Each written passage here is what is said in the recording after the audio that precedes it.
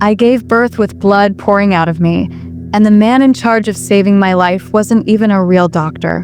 My name is Maya, I'm 27, a mom of 2, and I thought I'd never live to hold my baby. The hospital eventually fired Ethan and wiped my bill to buy my silence, but no amount of waived fees can erase the memory of the night my desire for a natural birth turned into a 9-hour nightmare where I begged for relief and my husband Chris prepared to raise our sons alone. I feel like I have to tell you about my first son first. That birth was crazy fast, just 3 hours. I didn't have any drugs or N4 or anything. I was yelling that the baby was coming and no one listened because it was my first time. It was scary, but I got through it. When it was over, I felt so good. I felt like I was completely in tune with my body. That's why I wanted to do it all natural again this time, not to brag or anything. I just wanted that feeling back. But my second son's birth was nothing like that. It was the complete opposite. If this raw feeling of betrayal is hitting you, please subscribe. I don't know who needs to hear this story, but if it found you, let me know in the comments where you are. I need to know I'm not shouting this into a void. You know, my sister Chloe thought I was just doing this to be a hero or something. She'd had 2 kids and she kept saying I was crazy to go all natural again. That really bothered me. It wasn't about being Superwoman. It was about feeling my body work. I like being able to feel every contraction. I like knowing what was happening. I wanted to be totally present. I didn't hate the pain. I hated not having control. This time, I thought I had a plan. I was going to listen to my body, and I just needed them to trust me. I thought they would. I was so prepared to do it right. I was ready to feel that full connection again. The change started at my weekly checkup. My doctor thought some fluid might be more than just discharge. She did this test, an amnesia test, to check for fluid. I was already home when she called. She said it was positive and I needed to go to the hospital right away. I didn't have a single contraction. I wasn't even close to labor. But my water was supposedly ruptured near the top, which meant there was a risk of infection. So I went in. Chris drove me. I was nervous, but I still felt calm. I just kept thinking, okay, this is how it starts now. We were excited. I had no idea that going in that day, before my body was ready, was the beginning of everything going wrong. Once I was admitted, they told me they had to break the rest of my water. They said it was only trickling out from the top. A nurse came in and did it. I felt some fluid, not a big gush, but I trusted her. I thought, okay, the main event has started now. I knew that once your water breaks, your body should start working on its own. It's supposed to be your natural induction. The baby's head presses down and that's what makes you dilate. But then they told me I had only 3 hours to start having real contractions, or they'd have to induce me with drugs. That didn't feel right. My water was supposed to be broken now. Why the rush? I tried not to worry though. I just focused on seeing my baby soon. Chris and Chloe were laughing, and it was still a happy room. So we had this 3-hour deadline hanging over us. We couldn't risk infection if the sac was open too long. Chris and Chloe tried to keep the mood up. They were laughing about silly hospital TV shows and talking about ridiculous things. I tried to join in, but I kept checking the clock. 3 hours passed. Nothing. No contractions. We knew we had to go with the drugs. We agreed to Pitocin. They put the 4 in my arm and started the drip. I could see the number on the machine next to me. It started at a 6. I remember that drip. It was slow and quiet, but it felt ominous. That sound was the last bit of peace I had. I told myself, okay, Pitocin is fine, but I'll still feel it, I'll still be present. I was so wrong. The Pitocin didn't take long to start working. My contractions kicked in pretty fast. They were manageable at a 6. They felt similar to the ones from my first birth. They were intense, but they were spaced out enough for me to breathe through them. I felt a surge of relief. I thought, this is it, I'm doing it. I was ready. I was completely mentally prepared. I felt that connection with my body coming back. I was pushing through the pain, feeling strong. Chris was helping me count my breaths. It was hard, but it felt right, like the struggle was finally moving things forward.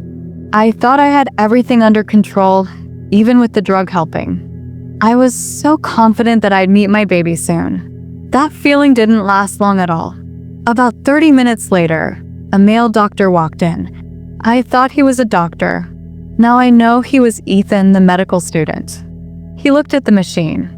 He looked at the monitor printout that was running out of the side. He didn't ask me how I was feeling or anything. He just said my contractions weren't where they needed to be. They weren't strong enough or close enough. Then he walked right over and up the Pitocin drip. It went from a 6 to an 8. I remember watching the number change. He just decided to crank up the force, just like that. Suddenly, the contractions felt way worse than my first birth. The rhythm was gone. I wasn't in control anymore. The room got really quiet, and the pain started talking over everything else. My breathing got ragged. I tried to focus, but the pain was already too big. That Pitocin dose at 8 changed everything. The contractions weren't manageable anymore. They were relentless. I kept thinking back to my first birth, but this was a completely different kind of pain. It felt worse, like my body was fighting itself. I was still determined, though. I kept my eyes closed and tried to remember why I wanted this. I wanted to feel powerful. I wanted to be that in-tune mother. I pushed the fear away and told myself I could handle this, that this intense pain meant progress. It had to mean progress. I was pouring every bit of energy into just breathing and gripping the bed rail, but the breaks between the pain got shorter. I was barely getting a second to rest before the next wave hit. I was becoming exhausted fast. The worst part was that I was trapped. I had to stay laying down because of the external baby monitors. I couldn't move. I couldn't get up. I just had to lie there in that one position for hours. I couldn't even keep a conversation going with Chris or Chloe. I was just in my head, thinking too much, trying to manage the pain. I was mentally exhausted because there was no way to get comfortable, no way to change the pressure. I had zero rest. Every contraction was a minute or more, and then it would start again almost immediately. I was just lying there, completely immobile, being hit by wave after wave. I felt like a prisoner in that bed. The pain was all I had left to focus on. It just wore me down. I was so desperate to get out of that bed. The pain was just grinding me down. After what felt like forever, just hours of laying there with no rest, I felt this overwhelming need to pee. I had to go. I just couldn't hold it anymore. It was this simple, urgent human need, and I had to break free. I told the nurse I needed to get up. I needed to move, even if it was just to walk a few steps to the bathroom. It felt like a massive rebellion just to swing my legs over the side of the bed. I got up slowly, trying to walk, and right before I even made it to the toilet, that's when I felt it happen. I thought, oh no, I peed myself.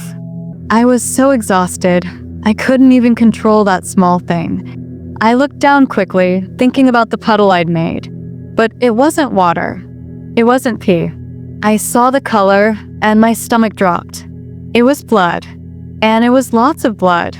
It was pouring out of me. The air suddenly felt thick, and I remember the heavy metallic smell of blood hitting me. It was terrifying. This wasn't normal fluid. This was serious. It didn't look like anything that was supposed to happen during labor. I hadn't seen anything like this with my first son. I was frozen right there, staring at it, trying to figure out what was happening to my body. I wanted to scream for Chris, but I couldn't move. All I felt was the sudden, cold terror. This was my body signaling an emergency, but I didn't know how bad it was. The nurses finally noticed and rushed me back to the bed. I was shaking. I pointed at the floor and told them exactly what I'd seen, the amount of blood. I was waiting for them to panic, to call a doctor, to say something was wrong. But they didn't. They just said very calmly, everything was fine. They told me it was normal. I was ushered back onto the bed, back into the prisoner position. My terror was just dismissed. I looked at Chris, and I knew he didn't believe them either. I'd done so much research. I'd never heard of that much blood being normal. They saw how scared I was, and they lied to me. I know they lied. That moment was the first time I felt like they weren't on my side, like they were already covering up something that shouldn't have happened. It was a betrayal. Chloe was there, and she backed me up. She told the nurse it never happened to her when she had her first son. She also reminded them she'd had 2 kids herself, and she never saw that much blood either. They just kept brushing it off. I knew they were wrong. I felt it. I had done my homework. I knew what to expect, and that wasn't it. But they were the professionals, right? So you shut up and you try to believe them, even though my body was screaming that it was a lie. The whole time, this little voice in my head was yelling that the blood I saw was foreshadowing something terrible. It was telling me this was my cervix tearing from the pressure, but I forced myself to trust the lie. I had to, or I would have completely lost it right there. It was around 9 p.m. Hours of this relentless pain had passed since Ethan first upped the dose. I was completely worn down, but I kept thinking, I must be close now. The intensity of the contractions had to mean I was dilating. Ethan came back in the room, and I waited for the good news. He checked me. Then he dropped it on me. I was still 2 centimeters. 2 centimeters. After all that pain, all those hours, all that fighting, I hadn't moved at all. It was the most crushing feeling I've ever had. All the suffering was for nothing. That's when the fear really set in. If I wasn't progressing and the pain was this bad, something was seriously wrong with this whole picture. That 2 centimeters number felt like a physical slap in the face. Right after that crushing 2 centimeters news, I saw Ethan and the nurses gather around the machine. They stopped talking to me completely. All of them just stood there, staring down at the monitor printout that was spitting out the paper. It was tracking my contractions and the baby's heartbeat. They were looking so intensely, so worried. It felt like 7 minutes of silence. They were reading some secret code that I couldn't understand. I kept asking, "What is it? Is the baby okay?"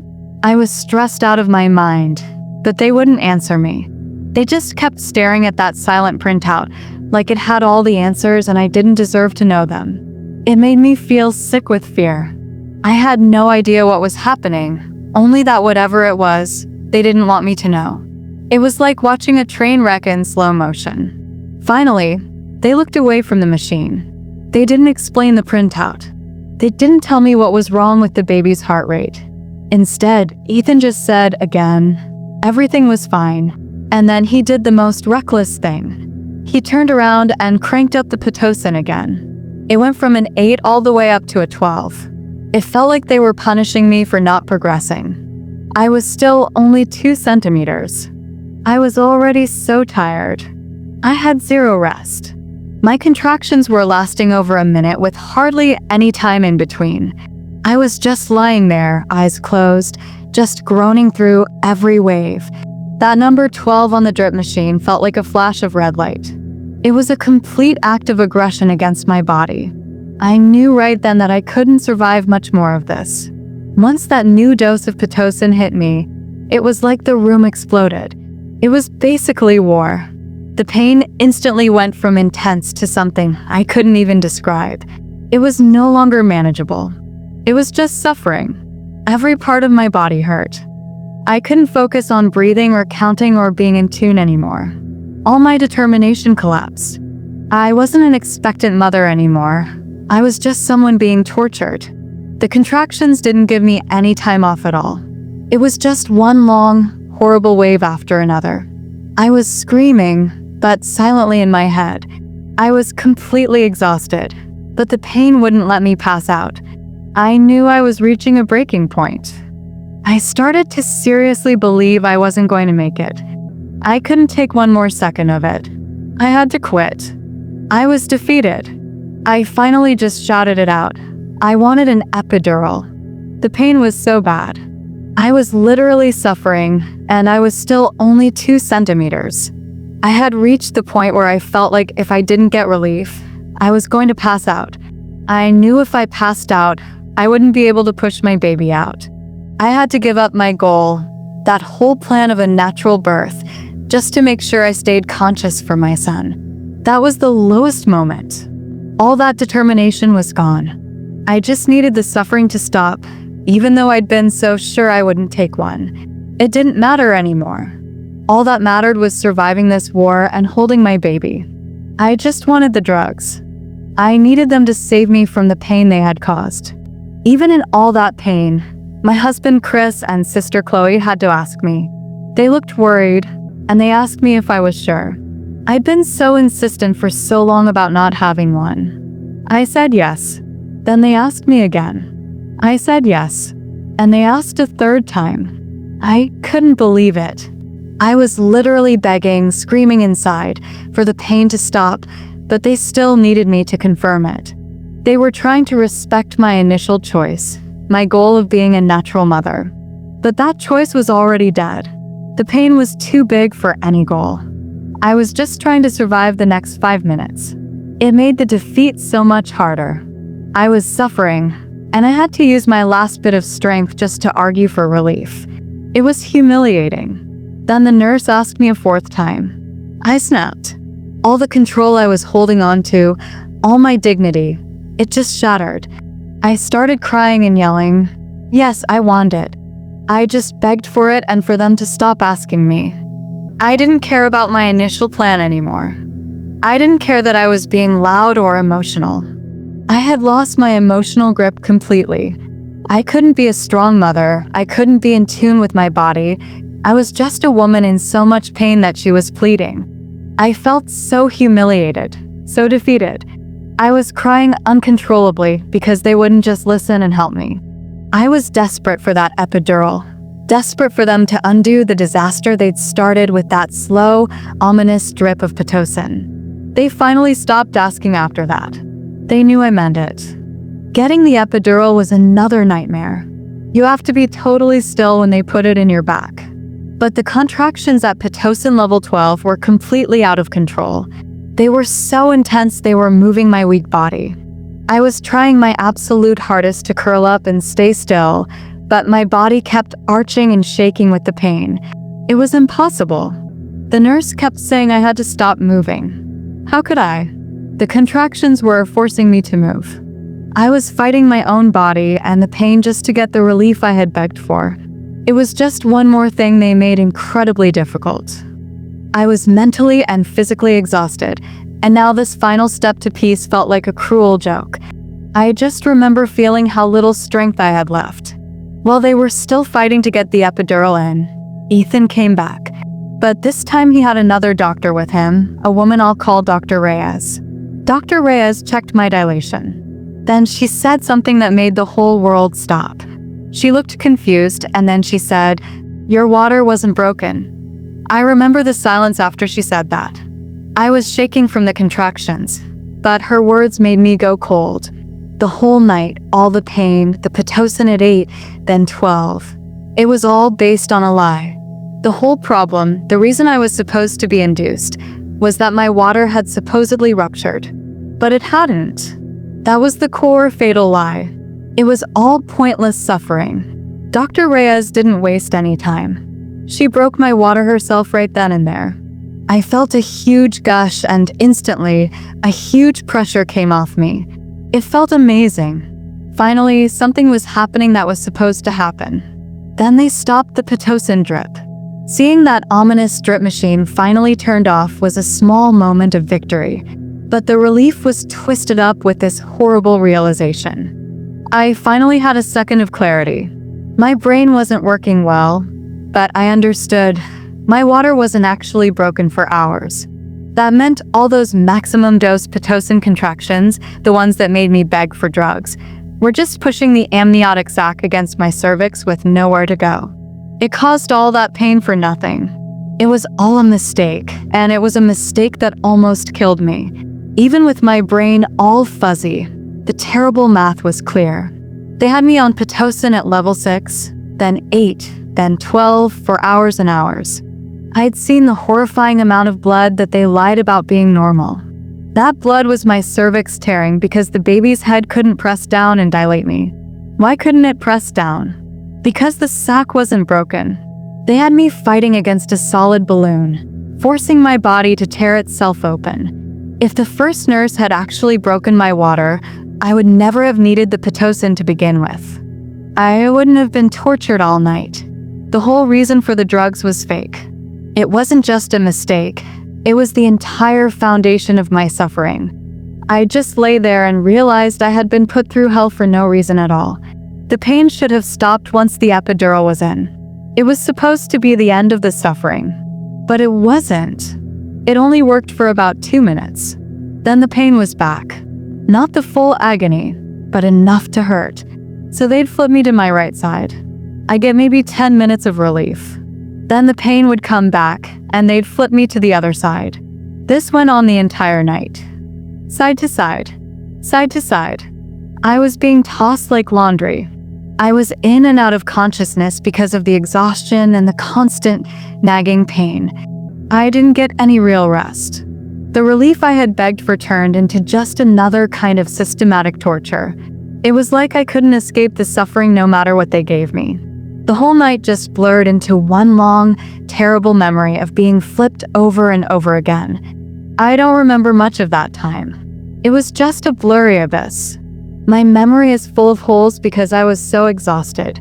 I was going in and out of consciousness all night long. There was no real sleep. Just a kind of heavy, painful fading away, followed by the shock of waking up to another flip, another wave of pain. I was so mentally done. I felt totally disconnected from the room, from Chris, from Chloe.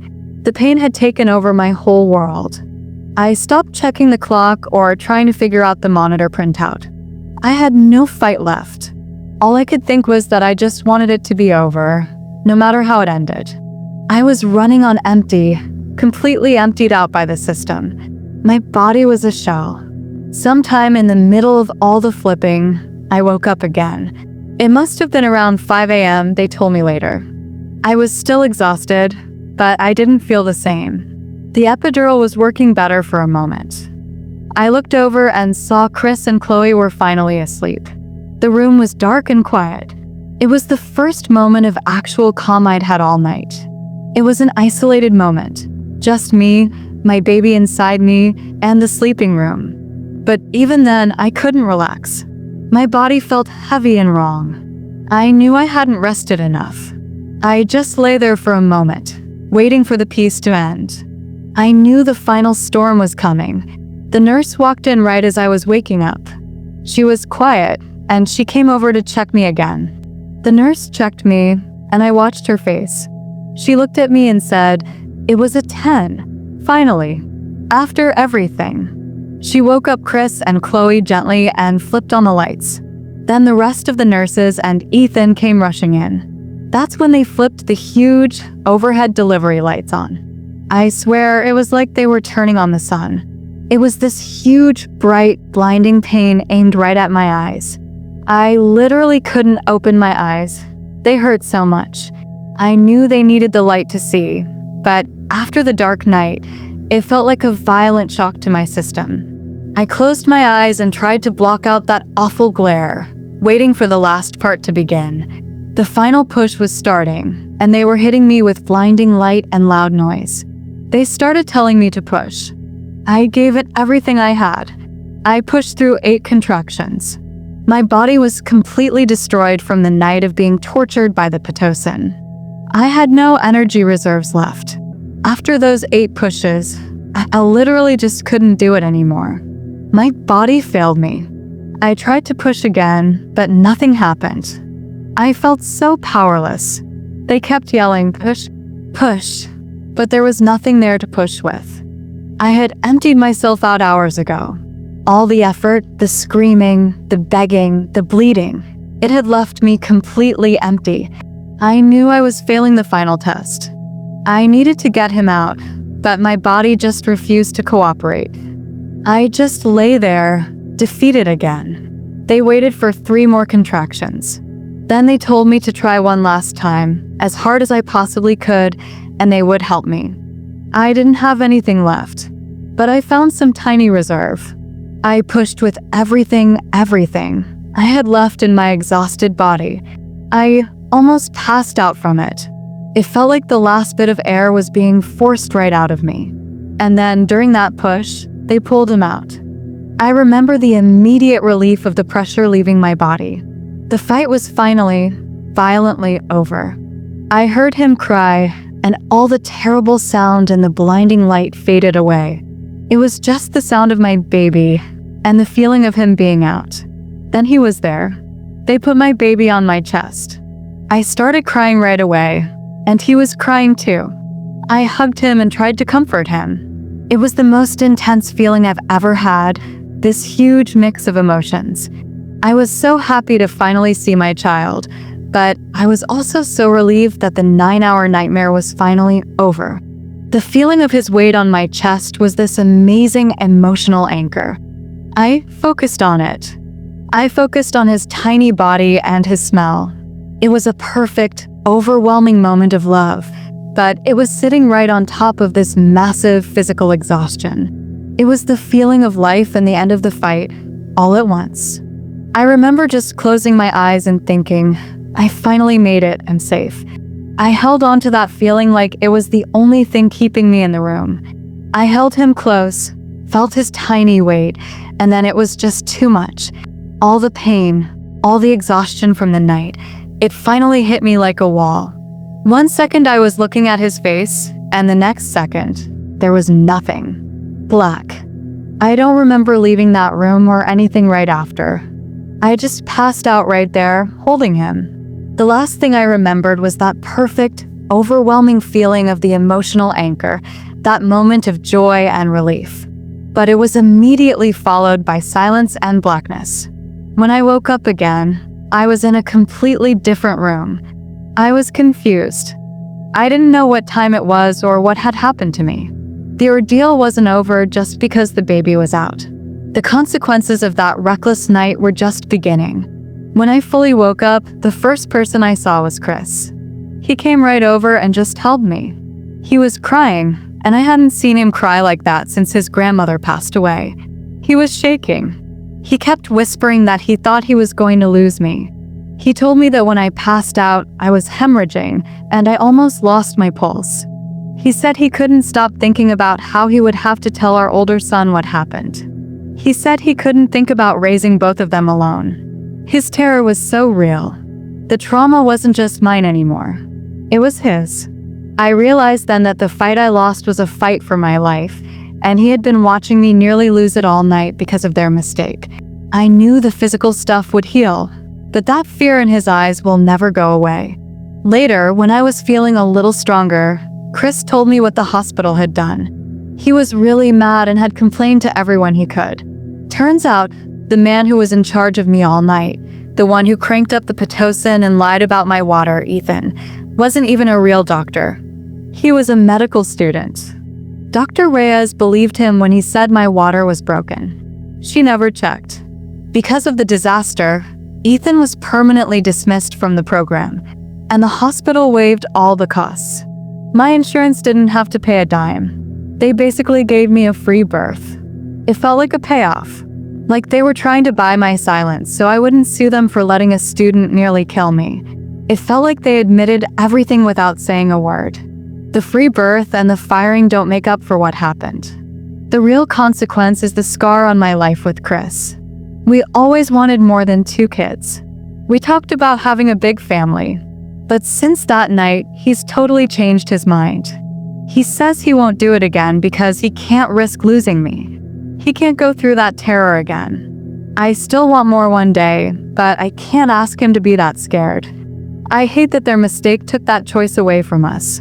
We're talking to a lawyer about the malpractice, but we've also decided to try and find Ethan. He was a student. He shouldn't have been left alone. We want to tell him it wasn't his fault and try to help him fight his dismissal.